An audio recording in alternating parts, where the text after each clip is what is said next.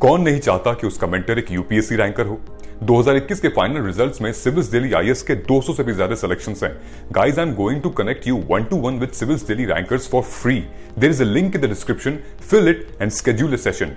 These ranker will prepare a timetable and a personalized plan for you। ये toppers आपको exactly वही बताएंगे कि कौन सी बुक फॉलो करनी है, कौन सा चैप्टर पढ़ना है। They will guide you in answer writing, mocks and accessing them। Don't miss this golden opportunity to get mentored by a ranker। Hello, मेरा नाम श्रुति है। मुझे इंडियन फॉरेस्ट सर्विसेज 2021 एग्जामिनेशन में फर्स्ट रैंक मिली है और सिविल सर्विसेज एग्जामिनेशन 2021 में 196 rank मिली है। ये यूपीएससी में मेरा थर्ड अटेम्प्ट था और आज हम फॉरेस्ट सर्विसेज एग्जामिनेशन के बारे में स्पेसिफिकली बात करेंगे। तो फॉरेस्ट सर्विसेज एग्जामिनेशन यूपीएससी ही कंडक्ट कराता है और ये 3 ऑल इंडिया सर्विसेज में से एक है। अब जैसे जैसे क्लाइमेट चेंज और फॉरेस्ट और ये सब इम्पॉर्टेंट टॉपिक्स होते जा रहे हैं तो इस सर्विस का पोटेंशियल भी बढ़ता जा रहा है। Ministry of environment and forest में भी climate change as a topic उसके नाम में ही जुड़ गया है। तो अगर हम इस एग्ज़ाम की बात करें तो इसमें 3 स्टेजेस होते हैं। प्रीलिम्स, जो कि सिविल सर्विसेज की प्रीलिम्स के वाला ही होता है, बस कट ऑफ लगभग 15 मार्क्स की ज़्यादा होती है। और इसके बाद मेंस होता है जो कि बिल्कुल डिफरेंट होता है और पर्सनैलिटी टेस्ट भी काफ़ी डिफरेंट होता है। तो सबसे पहले हम प्रीलिम्स की बात करेंगे। प्रीलिम्स पूरे तीनों स्टेजेस में मेरे लिए रिलेटिवली इजी था, मैं कहूँगी। शायद इसीलिए क्योंकि स्टार्टिंग से ही मेरे को अच्छी गाइडेंस मिली और मेरी स्ट्रैटेजी उसको लेकर सही रही। तो अगर प्रीलिम्स के लिए क्या पढ़ना है उसके बारे में पहले बात करें तो वो स्टैंडर्ड बुक्स ही हैं, करंट अफेयर्स हैं और जो सब जानते हैं स्टैंडर्ड बुक्स जैसे कि स्पेक्ट्रम है, लक्ष्मीकांत है, वही सब मैंने पढ़ा था। और करंट अफेयर्स के लिए मैंने न्यूज़पेपर और एक मैगज़ीन पर रिलाई किया था। और इसके अलावा एक तीसरी चीज़ जो मैं करती थी वो थी यूट्यूब की वीडियोस, जैसे कि प्लेसेस इन न्यूज़ या ट्राइब्स इन न्यूज़। ये वीडियोस प्रीलिम्स से लगभग 3-4 हफ्ते पहले लोग कंपाइल करके डालते हैं और मेरे को ये 2 चीज़ें काफ़ी इंपॉर्टेंट लगती हैं प्रीलिम्स पॉइंट ऑफ व्यू से। तो अगर हम करंट अफेयर्स की बात करें या फिक्स्ड सोर्सेज की बात करें या प्लेसेस इन न्यूज़, सबके लिए जो स्ट्रैटेजी मैंने यूज़ की और मेरे लिए बहुत फ्रूटफुल रही वो था रिवाइज एंड प्रैक्टिस। दोनों ही चीज़ें प्रीलिम्स के लिए बहुत ज़्यादा ज़रूरी हैं, ऐसा मुझे लगता है। तो रिवीजन में जो मेरी स्ट्रैटेजी रही उसके बारे में मैं बात करूँगी। रिवीजन में मैंने ऐसा मन बनाया था कि हर बार जो भी मेरे को पढ़ना है एटलीस्ट 6 बार पढ़ना है और लास्ट के वीक में उन 6 में से 2 बार लास्ट के वीक में ही पढ़ना है और बिल्कुल लास्ट रिवीजन लास्ट के 2 दिन में होनी चाहिए और जो भी मैंने पढ़ा है सबकी होनी चाहिए। तो इसके लिए हमें चाहिए होगा कि हम बहुत शॉर्ट नोट्स बनाएं। तो जैसे मैंने करंट अफेयर्स की कोई मैगज़ीन पढ़ी तो पहली बार जो मैं पढ़ती थी तो पूरा पढ़ती थी और उसमें अलग अलग हाईलाइट करती थी कि ये प्रीलिम स्पेसिफिक है, ये मेन स्पेसिफिक है।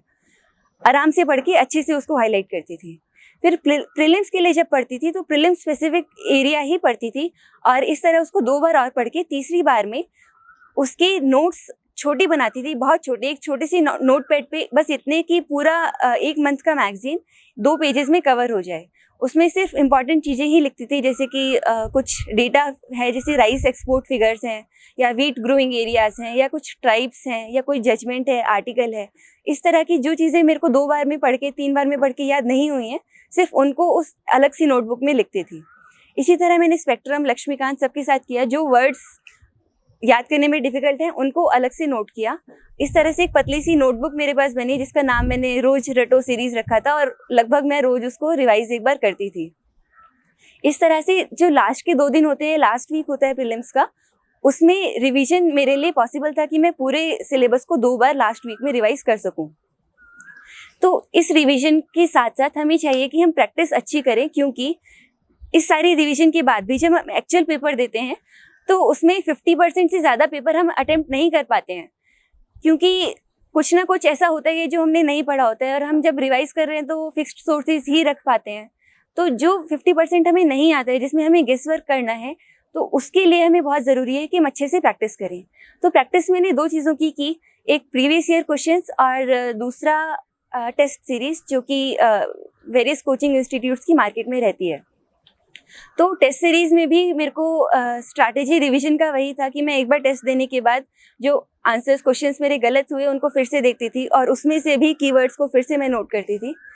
पर इसके साथ साथ टेस्ट सीरीज से हमें या प्रीवियस ईयर क्वेश्चंस प्रैक्टिस जब हम करते हैं तो हमें एक इम्पॉर्टेंट काम आता है कि हम गेस कैसे करें, एजुकेटेड गेस कैसे करें। तो उसमें दो चीज़ें मेरे को काफ़ी अच्छी लगती थी, एक तो एलिमिनेशन और दूसरा गेस वर्क में कई बार की टर्म्स ऐसी होती हैं जिनको हम थोड़ा सा और ध्यान से पढ़ते हैं तो हमें समझ में आता है। जैसे मैंने सूरजबेन सर की वीडियो लास्ट ईयर की जो उनकी थी उसी से ये बात समझी थी। जैसे उन्होंने बताया कि कुछ की टर्म्स को उन्होंने अपनी नेटिव लैंग्वेज में ट्रांसलेट करके समझने की कोशिश की, या जैसे अग्निमित्रा करके एक टर्म थी जो कि कभी सुनी नहीं उन्होंने या किसी ने, पर मित्रा हमें पता है, पुष्यमित्र सुंगा हमें पता है, तो उससे रिलेट करके इस तरह से हम बहुत सारे क्वेश्चंस को गेस वर्क के थ्रू सॉल्व करते हैं। और ये सिर्फ प्रैक्टिस से ही आता है कि कैसे इस तरह से गेस वर्क करके हम ऑप्शंस एलिमिनेट करके सही आंसर पे पहुंच सकते हैं। तो इन दो चीज़ों के साथ रिवीजन और प्रैक्टिस, ये तो प्रिपरेशन स्टेज में करने की चीज़ है।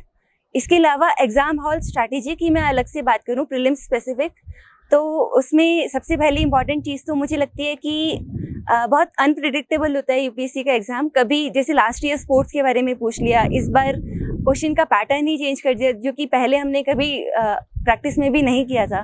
तो इसको माइंड में लेके जाना है, पहले कोई भी प्री कंसीव्ड नोशंस नहीं होने चाहिए, वो अनप्रिडिक्टेबल ही होना है। इसको इस माइंडसेट के साथ हम जाते हैं तो वहाँ पे जाकर प्रॉब्लम या घबराना ऐसी प्रॉब्लम्स नहीं होती हैं। और इसके अलावा दूसरी एग्ज़ाम हॉल स्ट्रैटेजी में मैंने जो काम किया था वो था कि थोड़ा रिस्क ज़्यादा लेना। मतलब हर बार जितनी भी बार मैंने प्रीलिम्स क्लियर किया है उसमें मैंने 90+ ही अटेम्प्ट किए हैं। जब मैं स्टार्ट कर रही थी प्रिपरेशन तो मुझे अटेम्प्ट ज़्यादा करने में बहुत डर लगता था कि गलत हो जाएंगे तो क्या हुआ। बट मेरे को एक इम्पॉर्टेंट एडवाइस मिली, मेरे मेंटर ने मुझे बोला कि तुम थोड़ा डेटा कलेक्ट करो। जैसे तुमने 20 क्वेश्चंस गेस वर्क से किए जिसमें तुम्हें बहुत कम कॉन्फिडेंस था, बट उसमें से 8 भी सही हो गए, 12 गलत हो गए, then also you are in profit, net profit. तो इस तरह से मैंने टेस्ट सीरीज करते हुए डेटा कलेक्ट किया कि हाँ रिस्क लेने से फ़ायदा ही हो रहा है मुझे। तो इस तरह से एक्चुअल पेपर पे भी मैंने थोड़ा ज़्यादा रिस्क लिया और उसका फ़ायदा आई थिंक मेरे को ज़्यादा कट ऑफ क्लियर करने में मिला। मैं ये नहीं कहूँगी कि सबको यही स्ट्रैटेजी अपनानी चाहिए कि ज़्यादा ही रिस्क लेना है। किसी की एक्यूरेसी ज़्यादा अच्छी होती है तो उनको कम अटेम्प्ट करके भी ज़्यादा मार्क्स ला सकते हैं, पर ये हमें अपने लिए इंडिविजुअली ही करना होगा कि थोड़ा डेटा हम कलेक्ट कर सकते हैं कि हमें ज़्यादा रिस्क लेके ज़्यादा रिटर्न्स मिल रहे हैं या हमारी एक्यूरेसी अच्छी है और हम कम क्वेश्चंस पे ही ज़्यादा रिटर्न्स ले पा रहे हैं। तो प्रीलिम्स के बाद हम मेंस की बात करेंगे। इसमें पहले एग्ज़ाम पैटर्न की बात करें तो 2 ऑप्शनल होते हैं और दोनों ऑप्शनल में 2 पेपर्स होते हैं 200 मार्क्स का ईच। इसके अलावा 2 इम्पॉर्टेंट पेपर्स और होते हैं, एक जनरल इंग्लिश और एक जनरल नॉलेज।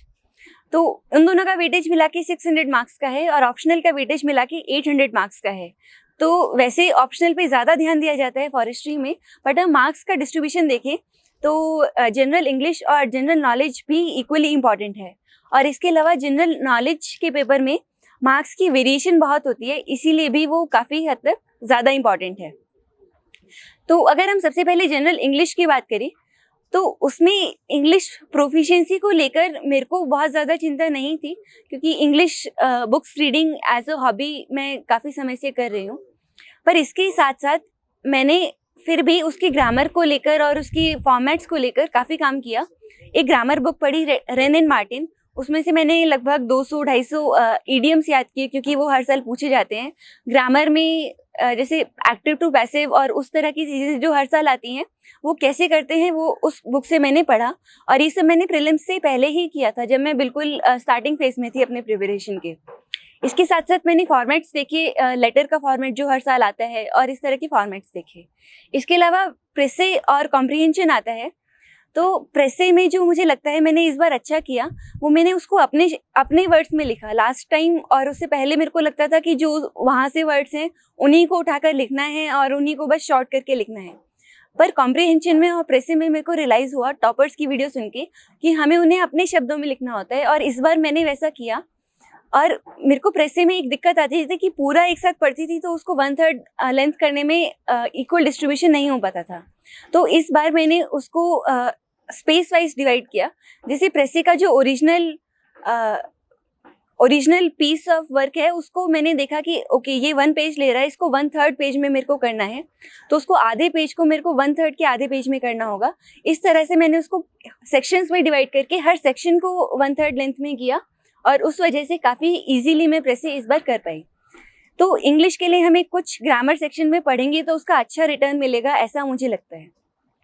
अगर हम जीके के पेपर की बात करें तो वो जीएस की काफ़ी सिमिलर होता है, बट इसका नाम इधर जीके होता है और इसमें हिस्ट्री, इकोनॉमिक्स, पॉलिटी, साइंस ये सब एक ही पेपर में होती है 6 अलग अलग सेक्शंस में। तो सबसे पहला सेक्शन हिस्ट्री का होता है जो कि जीएस के पेपर से काफ़ी डिफरेंट होता है, क्योंकि यहाँ पर फैक्चुअल बातों पर सीधा सीधा क्वेश्चंस आते हैं। और अगर हम प्रीवियस ईयर पेपर्स को एनालाइज करें तो हम अपने हिस्ट्री के स्कोप को डिलिनिएट कर सकते हैं कि हमें इस तरह का पढ़ना है और ये पढ़ना है। तो टीएन टेक्स्ट बुक जो हिस्ट्री की है मिडिएवल और एंशिएंट पढ़ने के लिए मैंने उसका यूज़ किया और मेरे को वो काफ़ी यूज़फुल बुक लगी फॉर हिस्ट्री के मेंस के पर्सपेक्टिव से, क्योंकि जैसे चोला एम्पायर का एडमिनिस्ट्रेशन कैसा था, मुगल एम्पायर का एडमिनिस्ट्रेशन कैसा था, इस तरह की डायरेक्ट क्वेश्चंस वो पूछते हैं और उनको एड्रेस करने के लिए कुछ टेक्स्ट हमें पढ़ना पड़ेगा ancient, medieval and modern history का। इसके अलावा पॉलिटी जो होता है और इकोनॉमिक्स जो होता है वो काफ़ी हद तक जीएस के ही सिमिलर होता है।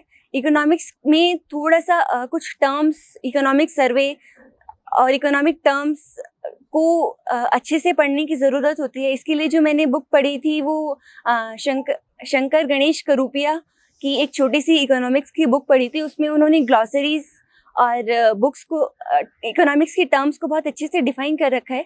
तो इकोनॉमिक्स में मेरा बैकग्राउंड नहीं है, बट उस बुक से मेरे को समझने में काफ़ी हेल्प मिली।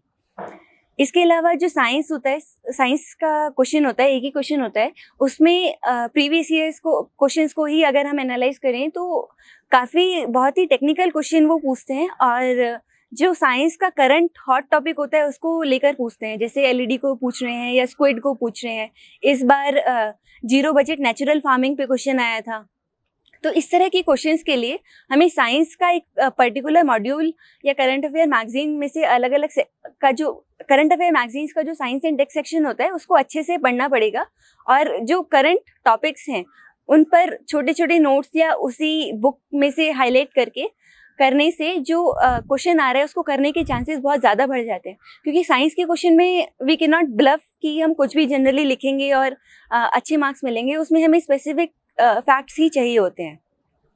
तो जीके के पेपर में एक और इम्पॉर्टेंट बात, यहाँ पे जीएस के पेपर की तरह बहुत अच्छा इंट्रोडक्शन, कंक्लूजन इस सब की ज़रूरत उतनी नहीं होती है, क्योंकि यहाँ पर स्पेस कम होता है पर क्वेश्चन। 300 मार्क्स का पेपर होता है पर क्वेश्चन स्पेस थोड़ा कम हो जाता है मार्क्स वर्सेस अगर हम स्पेस की बात करें तो जीएस के पेपर में के कंपैरिजन में वो कम होता है। तो हमें सीधा डायरेक्ट टू द पॉइंट आकर बात क्वेश्चन को एड्रेस करना होता है, ज़्यादा बहुत इंट्रोडक्शन या बहुत ज़्यादा इधर उधर की बातें नहीं करके सीधा आंसर क्वेश्चन को ही एड्रेस करना होता है। ये मेरे लिए बहुत इंपॉर्टेंट था क्योंकि मेंस में मेरे को टाइम मैनेजमेंट का स्ट्रगल हमेशा रहता था। तो इस बार मैंने ऐसा किया कि सीधा आंसर को ही, क्वेश्चन को ही एड्रेस किया, ज़्यादा कुछ भी फालतू लिखने की कोशिश नहीं की और इस वजह से पेपर में टाइम पर कंप्लीट कर पाई। डीकेटी यूपीएससी सीएससी, अगर आप केवल सिविल सर्विस परीक्षा के प्रीलिम्स, मेंस और इंटरव्यू के वीडियो देखना चाहते हैं तो सब्सक्राइब करें डीकेटी यूपीएससी सीएससी चैनल। यहाँ आपको टॉपर्स के वीडियो रैंक के हिसाब से अरेंज मिलेंगे। चैनल के लिंक के लिए डिस्क्रिप्शन बॉक्स में जाएं। इसके अलावा अगर हम ऑप्शनल की बात करें तो 2 ऑप्शनल होते हैं। मैंने बॉटनी और जूलॉजी लिया था जो कि बहुत अनकन्वेंशनल है, लोग मोस्टली फॉरेस्ट्री लेते ही हैं एक ऑप्शनल, बट मैंने बॉटनी और जूलॉजी लिया था क्योंकि बॉटनी में मेरा ग्रेजुएशन है, मेरे को सब्जेक्ट पसंद है और उसको वो मेरा सिविल्स में भी ऑप्शनल था, तो मेरे को उसके लिए कुछ भी अलग से प्रिपेयर नहीं करना था। जूलॉजी मैंने इसलिए लिया, इसका थोड़ा रीज़न वियर्ड सा है। मेरे को लगा कि फॉरेस्ट्री तो अगर मेरा हो गया सर्विस में तो वहाँ पे जाके मुझे पढ़नी ही होगी, तो वहाँ पे फॉरेस्ट्री में पढ़ ही पाऊँगी। पर जूलॉजी अगर मेरे को पढ़नी है, मेरे को एज अ सब्जेक्ट अच्छा लगता था, तो जूलॉजी अगर मेरे को पढ़नी है तो मेरे को अभी प्रिपरेशन में पढ़नी चाहिए। इसके अलावा नेट जेआरएफ मेरा बैकअप करियर ऑप्शन था, तो जूलॉजी पढ़ने से उसमें भी हेल्प मिलती, ये सोच के मैंने बॉटनी और जूलॉजी लिया। इसमें ऑप्शनल चूज़ करते हुए ये बहुत इम्पॉर्टेंट है कि हम अपने इंटरेस्ट को ध्यान में रखें, क्योंकि यहाँ पे दो ऑप्शनल हैं और दोनों की वेटेज काफ़ी अच्छी है। तो अगर हमें सब्जेक्ट में इंटरेस्ट होगा तो हम उसको बेटर कर पाएंगे, एक इंटरेस्ट। और दूसरी चीज़ जिसे ध्यान में रखनी है कि अवेलेबिलिटी ऑफ रिसोर्सेज, जो हम ऑप्शनल चूज़ कर रहे हैं उसका मटेरियल अवेलेबल होना चाहिए, प्रीवियस ईयर क्वेश्चंस और कुछ टॉपर्स स्ट्रैटेजी वगैरह रहती है, तो उस ऑप्शनल को प्रिपेयर करना काफ़ी इजी रहता है। तो फॉरेस्ट्री के लीगल और टेक्निकल एस्पेक्ट्स को पढ़ना, इस सर्विसेज के बारे में पढ़ना जनरली पर्सनैलिटी टेस्ट में हेल्प करता है और सफिशिएंट भी रहता है। अब हम ओवरऑल एग्ज़ाम के बारे में बात करें तो सिविल सर्विसेज के एग्ज़ाम के साथ इसको मैनेज करने में सबसे बड़ी प्रॉब्लम जो आती है वो है टाइम की, क्योंकि वहाँ पे मेंस देने के बाद फॉरेस्ट सर्विसेज के मेंस के बीच में पहले काफ़ी गैप होता था, बट इस बार बहुत ही कम गैप रहा। 17 जून को सिविल सर्विसेज के मेंस ख़त्म हुए और 23 फेब से फॉरेस्ट सर्विसेज का मेंस स्टार्ट था। तो इसके लिए काफ़ी मेंटल डिटर्मिनेशन की ज़रूरत होती है, क्योंकि मेंस सिविल सर्विसेज का मेंस देने के बाद एक ब्रेक की बहुत ज़्यादा ज़रूरत लगती है, क्योंकि वो बहुत एग्जॉस्टिव प्रोसेस रहता है। तो मैंने 2-3 दिन का ब्रेक लिया था सिविल सर्विसेज के मेंस के बाद और फिर से फॉरेस्ट की तैयारी स्टार्ट की थी। उसमें हमें थोड़ा सा पुश करके, अगर हम पहले से मन बनाकर चलते हैं कि हाँ हमें करना ही है फॉरेस्ट की तैयारी भी, तो उसमें वो हेल्प मिलती है और रिटर्न्स भी मिलते हैं, क्योंकि बहुत सारे लोग फॉरेस्ट का वो कम टाइम पीरियड देख के ही गिव अप कर देते हैं। तो प्रिपरेशन स्ट्रैटेजी में फॉरेस्ट के मेंस से पहले मेरा एक ऑप्शनल अच्छे से प्रिपेयर्ड था, दूसरे ऑप्शनल को मैंने एक्सक्लूसिवली 10 दिन दिए, जिसके साथ मैंने सिर्फ दूसरा ऑप्शनल किया, साथ में थोड़ा जीके और English just for change of subject मैंने थोड़ा थोड़ा किया। इस तरह से 10 दिन में I was able to revise second optional as well. 10 से 12 दिन मेरे को लगे थे, क्योंकि मैंने प्रिपरेशन स्टार्टिंग के समय ही दूसरे ऑप्शनल की नोट्स भी अच्छे से प्रिपेयर करके रखे थे। इस तरह से टाइम मैनेजमेंट में एक और इम्पॉर्टेंट बात मुझे जो लगी, वो एग्ज़ाम हॉल में जाने तक पढ़ते रहना मेरे को काफ़ी हेल्पफुल लगता था। मतलब उसी दिन जो मैंने सुबह एग्ज़ाम देने से पहले बाहर हॉल में खड़े होकर पढ़ा था, वो भी मैं वहाँ जाके लिख पा रही थी, और उसको याद रखने में उतना ज़्यादा, क्योंकि लंबे समय तक रिटेन नहीं करना था, तो वो एग्ज़ाम हॉल में जाने तक पढ़ना काफ़ी हेल्पफुल मेरे लिए रहा। तो ओवरऑल अगर फॉरेस्ट सर्विसेज एग्ज़ाम की बात करें तो सिविल सर्विसेज से कंपैरेटिवली ओवरऑल इजी रहता है। इसको लो हैंगिंग फ्रूट लोग कहते हैं, और जिनको इसमें इंटरेस्ट है या नेचर लविंग अगर कोई है तो उनके लिए ये काफ़ी अच्छी सर्विस हो सकती है। तो ओवरऑल अगर मैं इस पूरे एग्ज़ाम की प्रिपरेशन को समराइज़ करूं तो यही कहूँगी कि प्रीलिम्स के लिए थोड़ा ज़्यादा रिस्क लीजिए, रिवाइज और प्रैक्टिस थोड़ा ज़्यादा कीजिए। मेंस के लिए ऑप्शनल्स केयरफुली चूज़ करने हैं, और इंग्लिश और जीके पर भी ध्यान देना है अच्छे से, क्योंकि उसमें वेरिएशन बहुत रहती है। और तीसरी चीज़, पर्सनैलिटी टेस्ट के लिए जो टेक्निकल और लीगल चीज़ें हमें पढ़नी हैं उनको पढ़ना इस एग्ज़ाम में काफ़ी इम्पॉर्टेंट होता है। That is it. Thank you for watching.